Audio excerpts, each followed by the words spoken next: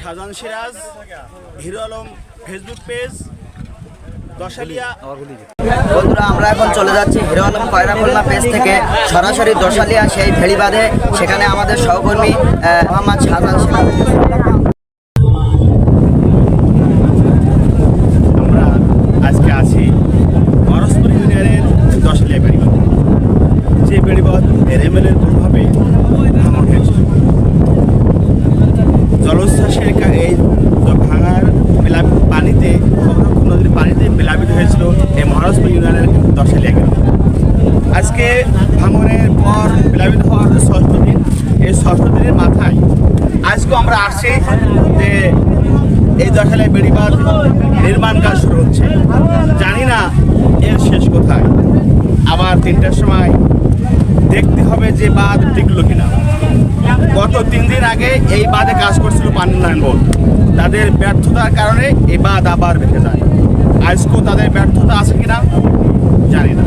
তারা আসলে কি চায়? এই মানুষকে কি বাঁচাতে চায়? এই দুর্ভোগ থেকে লাঘব দিতে চায়? এই পানিতে মানুষ আর ভাসতে চায় না। মানুষ এবার এদেরকে বাঁচতে দিন, এটাই চায়। তারা ত্রাণ চায় না, তারা ভাত চায় না, তারা চায় বেড়িবাঁধ।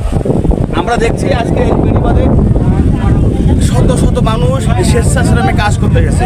লজিস্টিক সাপোর্ট দিচ্ছে পানি উন্নয়ন বোর্ড। কিন্তু এই পানি উন্নয়ন বোর্ড যতদূর জেনেছি যে আজকে টিউব দিয়েছে, টিউব খুব উন্নত মানের টিউব নয়। যেটা টিউব পাওয়া যায় টিউব তৈরি করা। আর আজকে পানি উন্নয়ন বোর্ড তারা টিউব ব্যাগ কিনে সেলাই করে বস্তা তৈরি করতেছে, টিউব তৈরি করতেছে। জানি না এর মান কতদূর হবে। আজকে এই বাঁধ যদি না হয় তাহলে মহারাজপুর ইউনিয়ন তথা দশালিয়া গ্রাম সহ বাগালি ইউনিয়ন পর্যন্ত আবারও পানিতে প্লাবিত হয়ে যাবে। ভেসে যাচ্ছে হাজার হাজার বিঘা মৎস্য ঘের, নিঃস্ব হয়ে যাচ্ছে পরিবার। তারা এখান থেকে স্থানান্তরিত হচ্ছে। কেউ বলতেছে যে এবার বাঁচলে আর এখানে থাকবো না। এদের বাঁচার ঢাকার মানুষের জন্য কর্ণফুলী টানেল হয়, ঢাকার মানুষের জন্য পদ্মা সেতু হয়, ঢাকার মানুষের জন্য মেট্রো রেল হয়।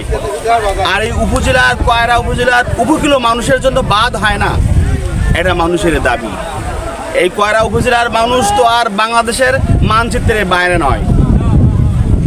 এজন্য সরকার তথা ঊর্ধ্বতন কর্মকর্তার কাছে হস্তক্ষেপ কামনা করছি আমরা, যাতে করে এই টেকসই বেড়িবাঁধ যাতে হয় এবং এই উপকূলীয় এলাকার মানুষ যাতে মুক্তি পায় এই পানি থেকে।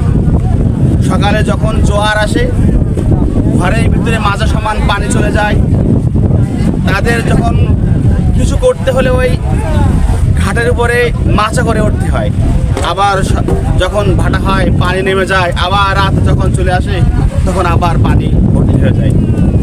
এলাকার মা বোনেরা, নারী শিশু রয়েছে, এদের শৌচকর্ম করতে খুবই ব্যাহত হচ্ছে এবং স্বাস্থ্য ঝুঁকিতে রয়েছে অধিক নারী ও শিশুরা। এদেরকে বাঁচতে দিন, আর এরা বাঁচতে চায় না। এজন্য পানি উন্নয়ন বোর্ড যে ঐশ্বরিক ক্ষমতার অধিকারী, এটা একটা অদৃশ্য শক্তির অধিকারী। তার কারণে আজকের এই বাঁধের খবর তারা কাউকে দেয় না এবং কোনো হস্তক্ষেপ তাদেরকে করতে পারে না। এজন্য সরকারিভাবে এদের হস্তক্ষেপ করতে হবে। পানি উন্নয়ন বোর্ডকে যদি হস্তক্ষেপ করে যদি বাঁধের কার্যক্রম গতিশীল করা যায়, তাহলে এই উপকূলীয় অঞ্চলের মানুষ এই বেড়িবাঁধ টিকবে। আর এই বেড়িবাঁধ টিকলে এ মানুষ বাঁচবে, এ মানুষ এই প্লাবিত থেকে মুক্তি পাবে। শাহজাহান সিরাজ, হিরো আলম পেজ, কয়রাখোলনা।